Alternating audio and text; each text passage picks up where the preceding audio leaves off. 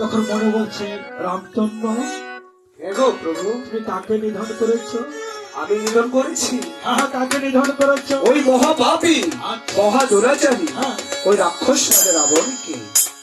আর তোমরা চিনতে পেরেছ কে? রাম বলছে, আমি নিধন করছি মহাপাপী, মহা দুরাচারী, ওই রাক্ষস রাজা রাবণ। আহা, মনে বলছে, রাম